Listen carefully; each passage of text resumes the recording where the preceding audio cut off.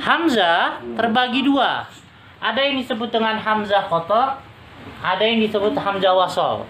Ada juga nyebutnya hamzah qat'i. Ada yang nyebutnya hamzah sholah atau wasol, ya, sambung-sambung juga. Apa itu perbedaannya? Mari kita lihat satu-satu. Pertama, hamzah qata'.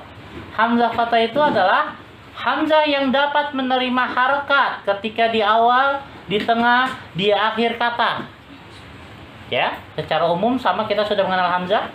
Tandanya biasanya ada tanda kepala ain. Huruf ain tapi bagian kepalanya seperti ini. Ya, itulah disebut hamzah qata'. Contoh di Al-Qur'an ataupun tulisan di bahasa Arabnya. Iqra. Hamzahnya ada di awal apa di akhir? Di awal. Ya, lihat barisnya. Ada tandanya juga. Yang kedua, Qur'anun, ada di tengah-tengah. Ya. Qara'a, ada di akhir. Berarti apa? Hamzah qata' mau ada di awal, tengah, akhir, dia tetap dibaca ataupun berfungsi. Beda halnya dengan hamzah wasal. Hamzah wasal yaitu hamzah yang dapat menerima harokat jika di awal kata saja. Berarti ketika ada di tengah, ketika ada di akhir kata, dia tidak berfungsi atau tidak menerima harokat. Tandanya biasanya hamzah wasal itu ada tanda kepala sad. Huruf sad bagian kepalanya, nah itu tandanya kecil tertulis. Sama halnya dengan ain, kecil tertulis di bentuk alif tersebut atau hamzah tersebut. Ya, perhatikan di sini. Contoh dalam surah Al-Fatihah, ya, kita lihat Ar-Rahmanir Rahim. Ar-Rahmanir Rahim. Ya, kalau dia cetakan Rasam Usmani atau Timur Tengah, biasa ada tandanya kepala ain ataupun kepala sad. Tapi kalau cetakan standar Kementerian Agama, yaitu cetakan di Indonesia, biasanya antara alif dengan hamzah tidak ada bedanya. Bentuknya hanya bentuk lurus. Ya. Hanya bentuk alif murni, tidak ada kepala ain ataupun kepala sad. Perhatikan di sini. Ini mengikuti cetakan Timur Tengah ataupun Rasul Utsmani. Di sini ada bentuk alif ataupun hamzah. Hamzahnya ada tanda kepala sad. Bismillahirrahmanirrahim dengan di surah Al-Fatihah ayat 1, ayat keduanya kan alhamdulillah.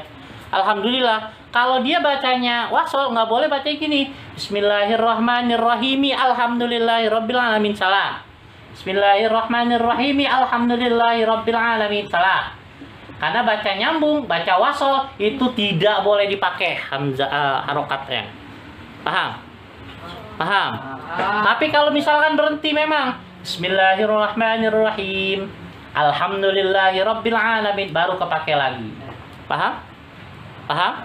Nah, itulah disebut hamzah wasol. Maka cetakan Timur Tengah biasa ada tanda kepala son. Contoh yang kedua atau yang terakhir, perhatikan di sini. Kamu tahu surah Al-Qari'ah? Nah, ceritanya kita mau menyambung wasol dari basmalah sama dengan surah Al-Qari'ah. Yang pertama, ya. Al-Qari'ah,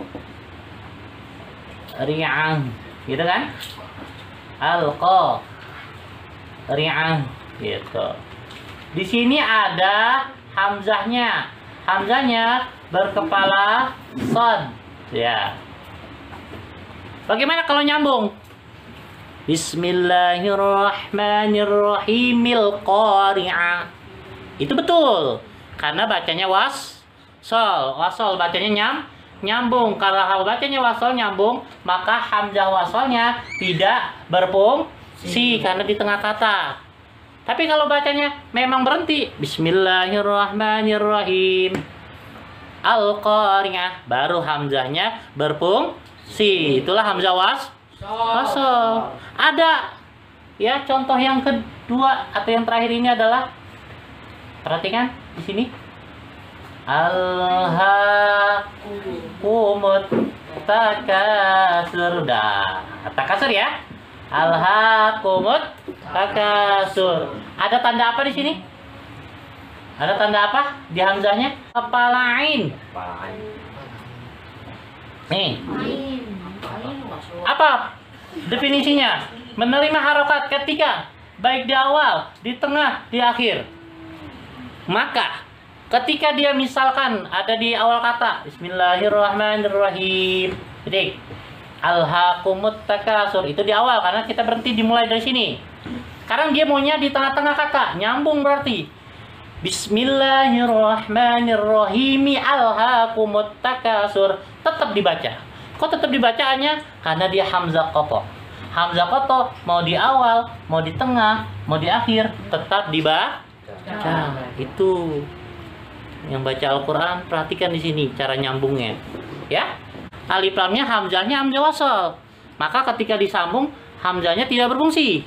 Sedangkan ini hamzah qata. Hamzah qata mau disambung atau mau tidak disambung, di awal, di tengah ataupun di akhir tetap dibaca. Bismillahirrahmanirrahim alhaakumut takasur. Dibaca nggak hamzahnya? Baca. Paham sampai sini? Cukup ya.